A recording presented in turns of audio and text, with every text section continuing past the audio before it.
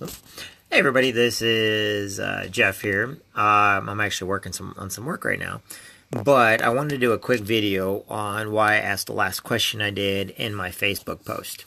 And I'm going to give you a quick short story about something that is actually entertaining to me, uh, but it actually changed certain things in my life, needless to say, when I thought I knew everything and I didn't. When I was in, we'll start out with junior high. When I was in junior high, I took my first Spanish course, and there was a wonderful young teacher by the name of Mrs. Smith. And Mrs. Smith basically was the Spanish teacher. It was in the basement of the junior high.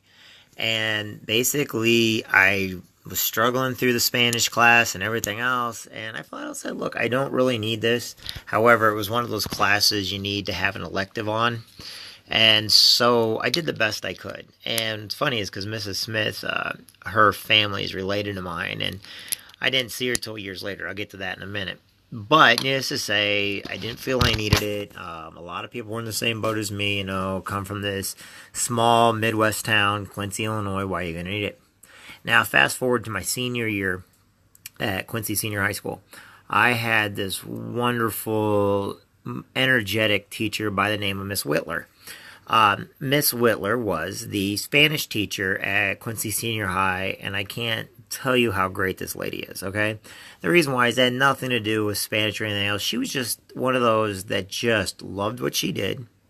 She came to work every single day as a teacher, knowing that the kids needed to be boosted up. Her entire, philosophy was nothing but kindness. However, she got me in her class along with several other people I'm sure that weren't the greatest. However, I told her one day, I was like, what do I need this class for? I mean, seriously, I have to get this class in order to graduate, but I couldn't figure out why I needed the class. And one of the reasons why I didn't feel I wanted the class is because I struggled with Spanish class, okay? I struggled with, learning Spanish. I struggled. And so here I am talking to this lady who is the nicest lady in the world. And I was like, look, she called me, and I got mad because I didn't want to learn it. I was so frustrated because it was hard for me to learn that I said, look, I'm never going to need Spanish. I don't understand. I come from Quincy, Illinois, nobody around here speaks Spanish or anything else. And I don't understand why on earth I would need this class. I was like, because I don't plan on going anywhere that speaks Spanish. I don't. Anyway, she's like, well, you're going to need it someday. And I'm like, I understand. However, she said, look, if you get past it all, and everything else, I'll give you a passing grade and you can go ahead and graduate. I was like, great. So this summer after I graduated, I had a kid by the name of Juan in one of my swimming classes. And Juan's mom and dad and family were of Hispanic descent, and they were some of the nicest people. However, Juan, here's this little kid that's about, 3 years old, maybe 4, and he didn't speak a lick of Spanish. Or he didn't speak any English. And so I was actually going back in my brain housing group and trying to think of everything I was learned. I bought a couple books. I even bought tapes on Spanish just so I could teach this one little boy how to swim. Now, granted, him and we got along just fine, and to this day I haven't heard from him, but I thought the world of him. He did learn how to swim, did a great job. However, once, before summer ended, I joined the United States Marine Corps. And in back of my mind, I'm still thinking I never need Spanish, even though I just had a wake-up call with Juan. I wasn't thinking. So they sent me out to the West Coast, to San Diego, MCRD, Marine Corps Recruit Depot, San Diego. Now, why is this funny? Because after I graduated, after boot camp, we actually, between my boot camp and our School of Infantry training, we actually went down to Tijuana. And like almost everybody around us was some type of Spanish speaking or had a Spanish descent, which was really funny. And I'm like, okay, well, I was almost thinking now I'm going to need to know more Spanish, and I kind of feel bad for it, but it didn't happen that way. They decided that our duty station after SOI over at Camp Pendleton would be on the East Coast. However, almost everybody I served with had some type of Spanish background to them, or Hispanic, not Spanish, Hispanic background. There is a difference between Spanish speaking from Spain and Mexico and Central America. So we get out to the East Coast and everything else, and we were out there in the Fleet Marine Corps, and all of a sudden they say, hey, don't bother unpacking your bags too much. We're getting deployed. Okay, we're all looking at them. Turns out we got deployed down to Panama. Now, here all of a sudden I end up in a country that English nobody knows, and all they do is speak Spanish. Well, after we got out of there, then we went over to Spain. It's like everywhere I went, I needed Spanish. So I finally took a little bit of leave, and I ran into Mrs. Whitler, and I had to give her the ultimate apology, because out of everybody that she taught, I was one of the few that basically told her I don't need it. Well, I turned out to be one of the ones that needed it the most. It's just I didn't know what it was all about. Anyway, she was such a sweetheart and everything else, and we started laughing about it. However, I forgot all about Mrs. Smith. And I saw her at the Soapbox Derby for the first time in almost 20-some years. No, actually, it was about like 30 years, because it was junior high. And she didn't know my story. All she knew is, oh, yeah, you didn't really feel like you did. Well, then I told her my story, and she just kind of like, all of a sudden, it was proven that she was right and I was wrong. But they two outstanding teachers, two great teachers.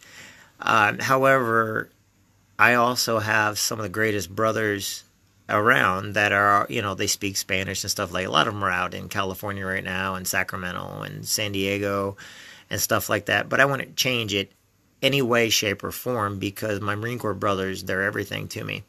And then later on, I started meeting other people that had similar, they didn't speak too much English, but I made great friends with people that I never in a million years thought I'd ever be friends with, because language barriers. Now, I ask this is because the company I went into, I'm not going to show you my Spanish skills, Amanda. That's just wrong. I mean, it's terrible. But my company now is catering to anybody that has any type of, they speak Spanish, or have a Spanish background, or they don't speak very much English.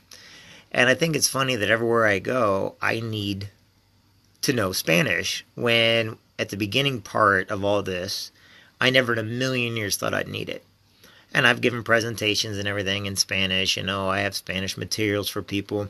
But the one person back in, I'd say, 1997, 98, I never thought I'd need the very thing that I need more today than ever before. And it's true. It's just one of those stories that's really, really funny, that turns out karma hit me really hard. But I had some great people that taught me Spanish. And then, one of my good friends up in Chicago, Ivan Hernandez, he was at Western when I got there. When I went to WIU after the Marine Corps, I ran into this guy. He was another Marine. And it's funny because we talked one time, then all of a sudden it's like kind of like, hey, this is like a great guy. This is an awesome guy. And we always referred to him as that white boy or that Spanish guy. Hey, you see that Spanish Marine, the guy who speaks Spanish, blah, blah.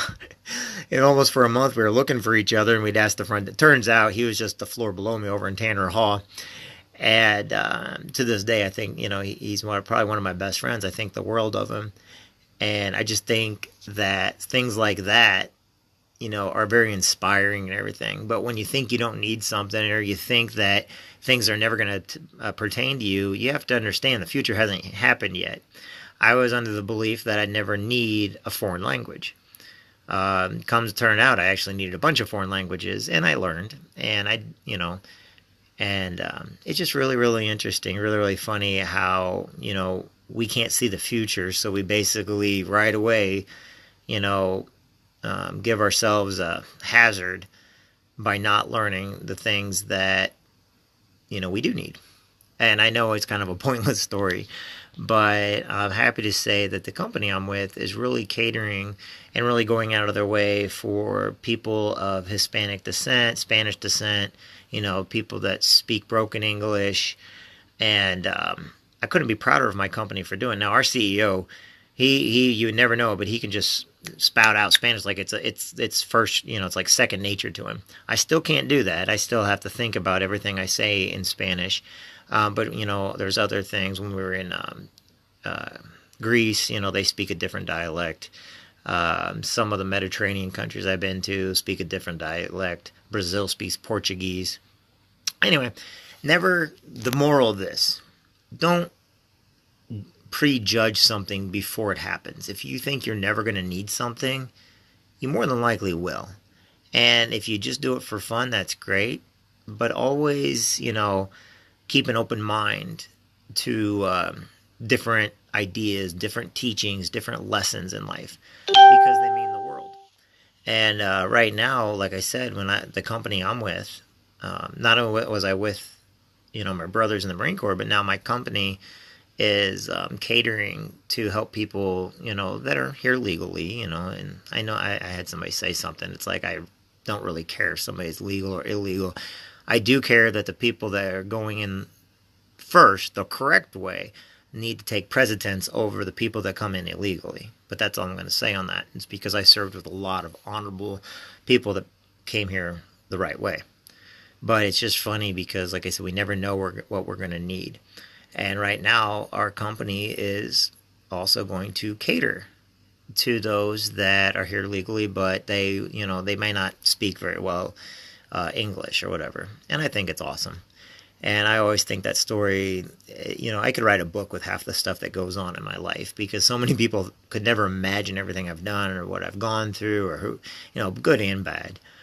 And so, as you see, I'm going to put up some stuff on my Facebook page and several other pages, and you may learn who a lot of my friends are, because, yes, they speak English and Spanish, but, I need to let them know some stuff with my company and everything. And anyway, it's just one of those really cool stories. And that little boy Juan, when I was a lifeguard at Wavering, it all started with him. And I still need it to this day. So anyway, hope you all are having a great day. I just wanted to share that little story with you. It's the little things in life that make up the big stories. Larry, hola to you too, my friend. As far as me, I'm crazy, which means I'm local. But I'm sure my Spanish will get better and better as I start taking it on again. But anyway, I just wanted to share that funny story with you and let you know about two great teachers I had in my life, Mrs. Whitler and Mrs. Smith, who are just two outstanding people. And anyway, that's it. Hope you all are having a great night tonight. Hope everything's going great. Remember, each and every one of you matters. Remember, each and every one of you is important. And I look forward to talking to you all soon. Thank you for listening to me today. And I look forward to talking with you all soon. Bye now.